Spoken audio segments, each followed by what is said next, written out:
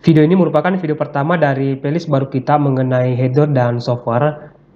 Dan target yang akan kita capai di playlist ini adalah merakit komputer, menginstal software, memahami konsep dual boot, dan menangani masalah umum yang terjadi pada komputer. Nah, tapi sebelum itu, ada beberapa video yang mungkin akan menjadi pemahaman dasar sebelum kita sampai ke semua materi tersebut.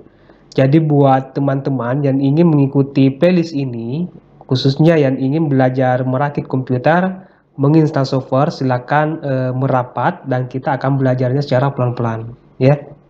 Dan materi pertama kita pada playlist ini yaitu mengenai sistem komputer. Nah, agar komputer bisa digunakan untuk mengolah data, maka harus berbentuk sistem komputer, agar data tersebut itu bisa menghasilkan informasi. Nah, elemen dari sistem komputer itu ada 3. Pertama ada yang namanya hardware, lalu ada yang namanya software, lalu ada yang namanya firmware. Nah, ketiga ini merupakan elemen dari sistem komputer. Pertama adalah hardware, perangkat keras komputer yang secara fisik terlihat dan dapat dipegang. Nah, hardware ini dibagi ke beberapa bagian. Pertama ada hardware yang berfungsi sebagai alat input. Salah satunya adalah keyboard, lalu ada mouse, lalu ada mikrofon, kemudian ada scanner. Nah, dikatakan sebagai alat input karena perangkat-perangkat yang masuk kategori ini itu digunakan untuk menginput atau memasukkan data ke dalam komputer. Lalu ada hardware yang berfungsi sebagai alat proses. Salah satunya adalah prosesor, lalu ada RAM, lalu ada motherboard, kemudian ada card interface.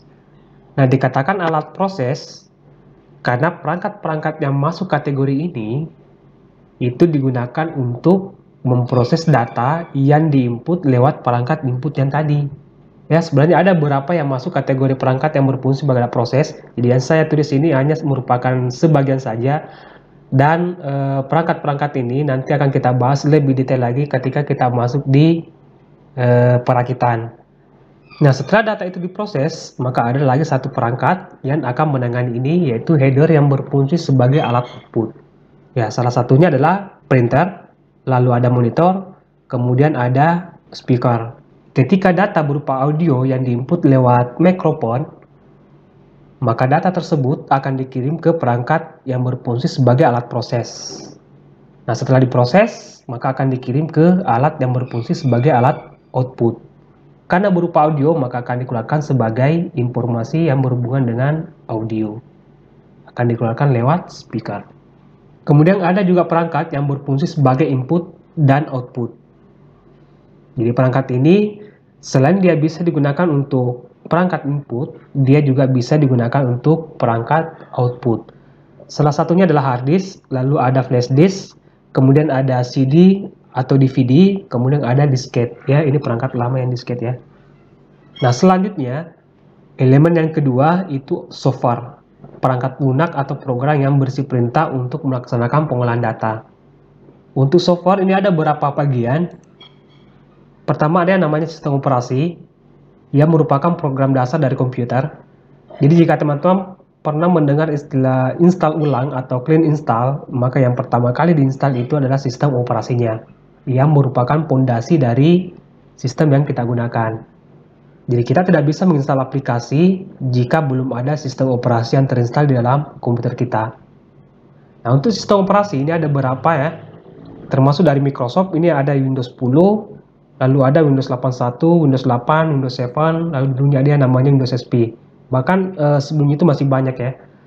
Itu dari Microsoft Windows. Lalu ada yang dari Linux, misalnya Ubuntu, Fedora, Debian, Backtrack, Kali Linux, dan lain-lain. Lalu yang kedua ada perangkat lunak aplikasi. Ia merupakan program kedua yang wajib diinstal setelah menginstal sistem operasi. Jadi aplikasi merupakan program yang diperlukan komputer setelah operating system. Fungsinya untuk melaksanakan suatu pekerjaan tertentu. Nah, aplikasi ini dia dibedakan berdasarkan fungsinya. Misalnya ada aplikasi pengolah kata, misalnya Microsoft Word, lalu ada aplikasi pengolah angka, misalnya Microsoft Excel, kemudian ada aplikasi editing gambar, misalnya Photoshop, lalu ada aplikasi browser, misalnya Google Chrome, Firefox, lalu ada aplikasi untuk pemutar audio, editing audio atau editing video, ya. Dia dibedakan berdasarkan fungsinya. Lalu Perangkat lunak yang ketiga itu ada yang namanya bahasa pemrograman, ya, yang merupakan kumpulan bahasa yang digunakan untuk membuat program atau aplikasi. Nah, mengenai ketiga perangkat lunak ini, teman-teman bisa search di Google untuk mendapatkan informasi lebih detail lagi mengenai sistem operasi, aplikasi, dan bahasa pemrograman. Lanjut, elemen yang ketiga yaitu brainware atau orang yang terlibat dalam penggunaan komputer. Nah, untuk brainware ini ada juga beberapa bagian. Pertama ada yang namanya operator, lalu ada yang namanya programmer, lalu ada yang namanya computer engineer, lalu ada yang namanya sistem analisis. Jadi brainware ini juga dibedakan berdasarkan kemampuan mereka dalam menggunakan sistem komputer. Jadi yang saya tulis ini hanya merupakan bagian inti dari brainware ya. Ini ada beberapa bagian di sini.